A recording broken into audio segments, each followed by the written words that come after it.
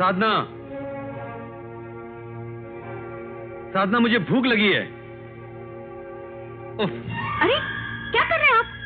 गाना क्यों बंद कर दिया? मैंने गाना इसलिए बंद कर दिया ताकि मेरे दिल के दर्द की आवाज तुम्हारे कानों तक पहुंच सके। दर्द? कौन सा दर्द है आपको? क्या तुम्हें एहसास है कि मैंने खाना नहीं खाया अब तक? जी हाँ, आप तो वक्त से पहले ही पार्टी छोड़कर चले आए थे। तो और क्या करता? एक अजनबी की तरफ बैठे हुए लोगों की नफरत भरी निगाहों के नश्तर सहता रहता। I don't understand. इसमें नश्तर और अजनबी की क्या बात है? पार्टी हमने अरेंज की थी और हमारा फर्ज था कि हम मेहमानों का ख्याल रखते, उनका स्वागत करते। क्या क्या इस घर में सिर्फ आए मेहमानों की इज्जत की जाती है, अपनों की कोई इज्जत नहीं है? क्या मतलब है आपका? देखो साधना, हम दोनों बचपन के साथी हैं, साथ खेले साथ पढ़े, इसलिए मैं तुम्हारी हर बात बर्दाश्त कर जाता हूँ। लेकिन तुम अपनी हद, अपनी मर्यादा से आगे बढ़ती जा रही हो।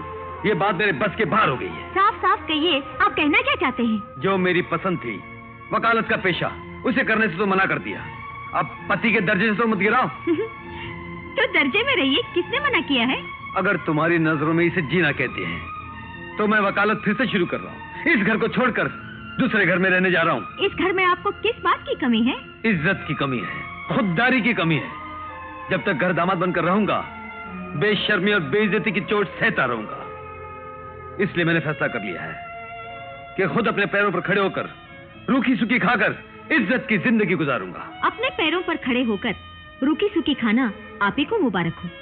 रूखा सूखा खाने की आदत न मुझको है, न मेरे खानदान में किसी को है। समझा? तुम मेरे साथ रूखी सूखी खाकर नहीं जी सकती, तो फिर अमीर घराने की लड़की होकर मुझ जैसे गरीब मामूली लावारिस इंसान के साथ ब्याह क्यों किया? सिर्फ फैशन के लिए, या मांग में बाजार से खरीदा हुआ सिंदूर भरने के लिए, या समाज में अपने आप को शादीशुदा कहलवाने के लिए? और अगर मैं तुमसे पूछूं कि तुमने मुझसे शादी क्यों की, मेरे बाप की कमाई हुई दौलत पाने के लिए? नहीं चाहिए तुम्हारा धन, तुम्हारी दौलत। इसीलिए सोचता हूं इस घर को छोड़कर चला जाऊं। तुम मेरे साथ आओगी या नहीं? पत्नी होने के नाते तुम्हारा हुक्म मानने से पहले मैं अपने डैडी के विचारों को जान लेना जरूरी समझती हूँ। तुम्हें पिता चाहिए या पति चाहिए? दोनों चाहिए, लेकिन दोनों में पहले मेरे पिताजी थे, उसके बाद आप मेरी जिंदगी में आए। दो कश्तियों में सवार होकर सफर की इच्छा रखने वाले बेवकूफ कहलाते हैं, और सुराख वाली कश्ती में सफर की इच्छा रखने वाले उससे भी बड़े बेवकूफ कहलाते हैं। ब्यूटीफुल! क्या जबान इस्तेमाल की है! खुले शब्दों में कहे बगैर कितनी आसानी से तुमने अपने दिल की बात कह डाली। मैं एक सुराख वाली कश्ती हूँ, यानी एक निकम्मा इंसान जिसके पास सर छुपाने के लिए ना कोई घर, ना जिंदगी का कोई मकसद। तुम्हारे ही घर में तुम्हारी टुकड़ों पर पलने वाला और जिंदगी की धूप से बचने के लिए तुम्हारी छांव में जीने वाला एक बेगैरत इंसान हूं, यही ना? ऑलराइट साधना, एक दिन यही सुराग वाली कश्ती तुम्हें जिंदगी बचाने वाली लाइफ बोट बन कर दिखाएगी। तुम जिस घास के तिनके को हकीर समझती हो, वही तिनका एक दिन तुम्हें डूबने से बचाएगा। यह बेसहारा इंसान एक दिन तुम्हें सहारा देगा। यह बिना परछाई का सूखा पेड़, एक दिन इसी सूखे पेड़ पर तुम अपना घोंसला बनाने आओगी।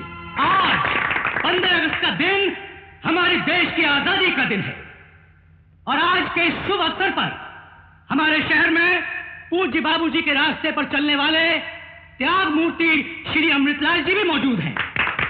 अब मैं अपनी ओर से और आप सबकी ओर से श्री अमृतलाल जी से प्रार्थना करूंगा कि अपने शुभ हाथों से पवित्र तिरंगे को लहराएं।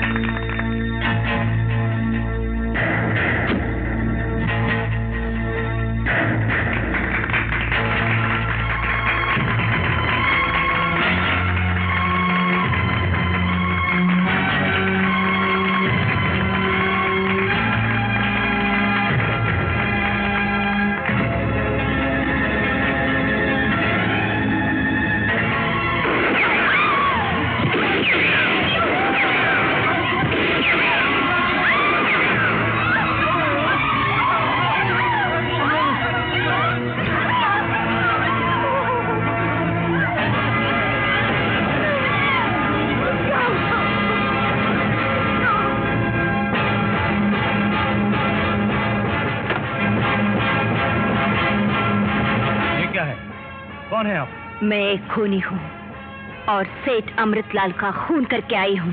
क्या? अमृतलाल जी का खून? हाँ, इसी रिवॉल्वर से किया है। ये मेरे पति का रिवॉल्वर है, जो पनवेल पुलिस स्टेशन में सर्किल इंस्पेक्टर है। हवलदार, बंद कर दो इन्हें। चलो। हाथ छोड़ो।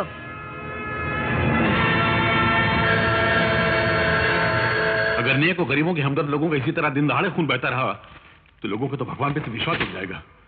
कभी कभी तो दिमाग काम नहीं करता है। नमस्ते चौधरी साहब। आइए विष्णु प्रसाद जी, बैठिए। नमस्ते। हम लोग अभी अमृतलाल जी की हत्या का जिक्र कर रहे थे।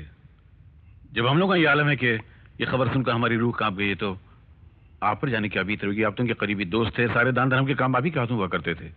चौधरी साहब, मैं दरअसल उन्हीं की हत्या के केस के सिलसिले में आपसे कुछ बातें करने आया था। केस? केस का तो सवाल ही पैदा नहीं होता विष्णु प्रसाद जी। वो हत्यारों तो सीधे फांसी के तख्ते पर चढ़ने वाली है।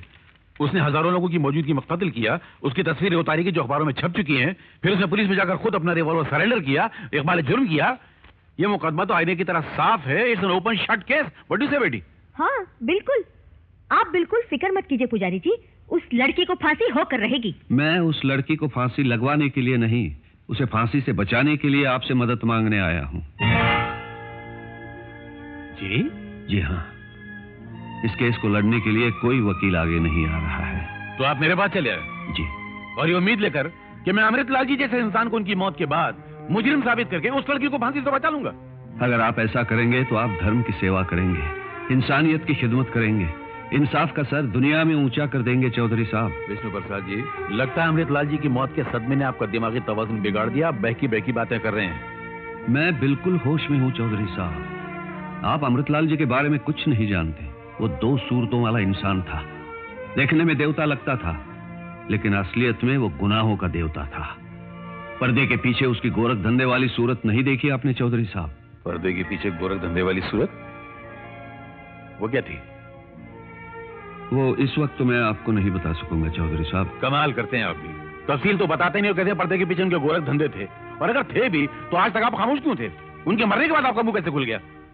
मैं अपनी कमजोरी मानता हूँ चौधरी साहब, लेकिन आप मदद करें तो यही नहीं, और भी बहुत सारी सच्चाइयां दुनिया के सामने आ सकती हैं। जी नहीं, ये इतना क्लियर और साफ कत्ल का मुकदमा है कि मैं क्या दुनिया का कोई भी वकील इस केस को डिफेंस करने से इनकार कर देगा, और जो डिफेंस करेगा उससे ज्यादा नालायक, अहमक और पागल आदमी इस दुनिया में नहीं होगा।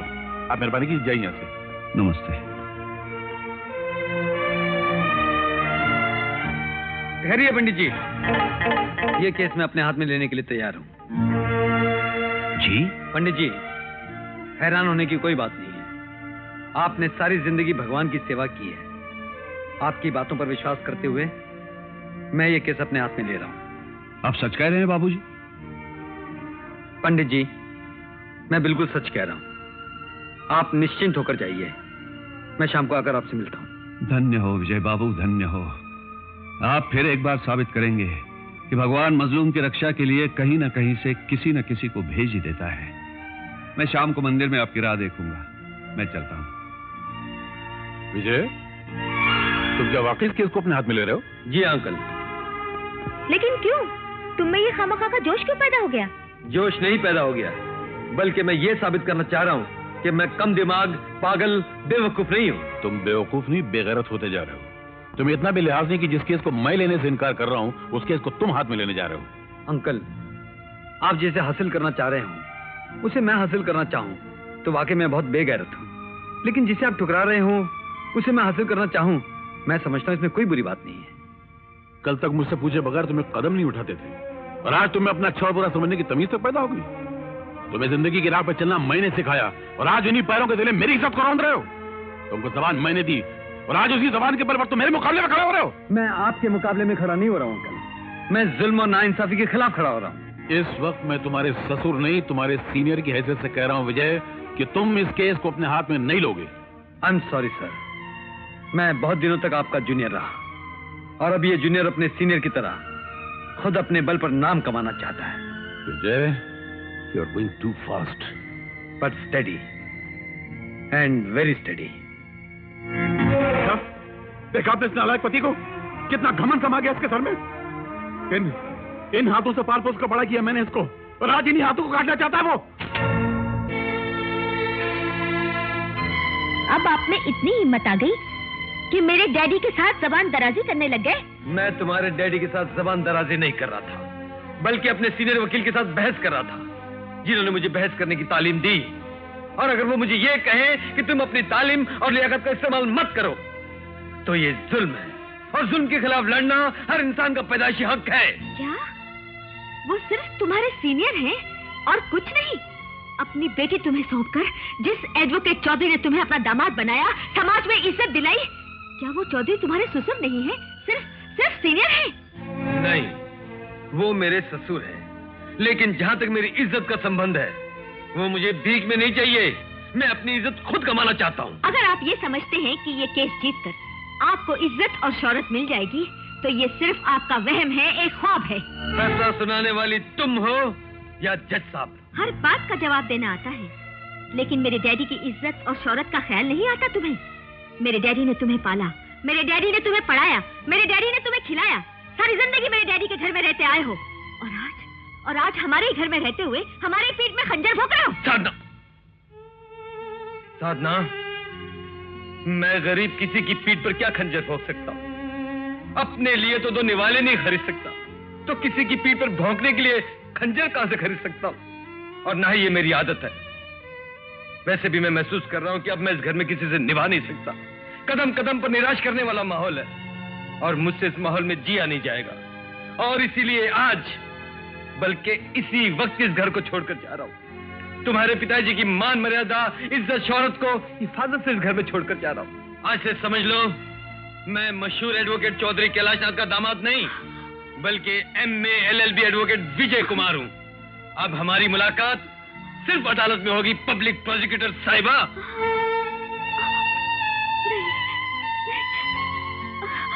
डैडी, डैडी, डैडी,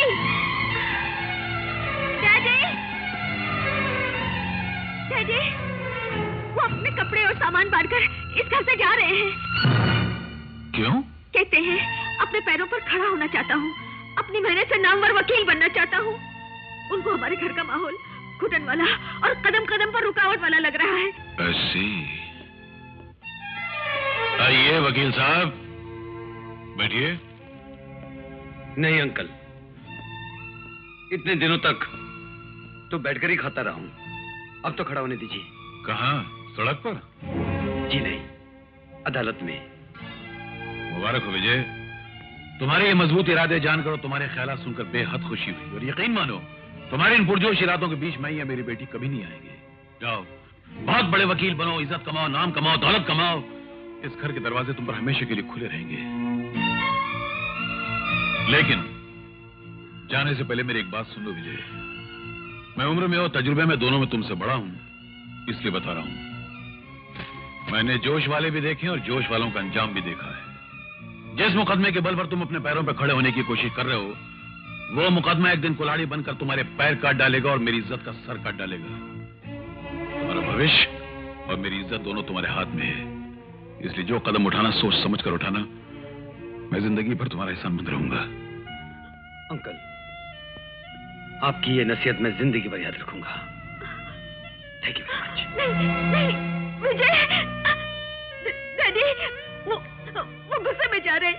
आप उन्हें रोकने के बजाय उल्टा जाने को कह रहे हैं। बेटी, जिस इंसान को कभी गुस्सा नहीं आता वो इंसान कहलाने के लायक नहीं होता। गुस्सा मन का मवाद है, उसका निकल जाना ही बेहतर है। कभी कभी जिंदगी में गुस्सा आता है तो हमेशा के लिए भला हो जाता है, और उसका भला होगा तो तुम्हारा भला होगा। जाने दो इसे, जाने दो।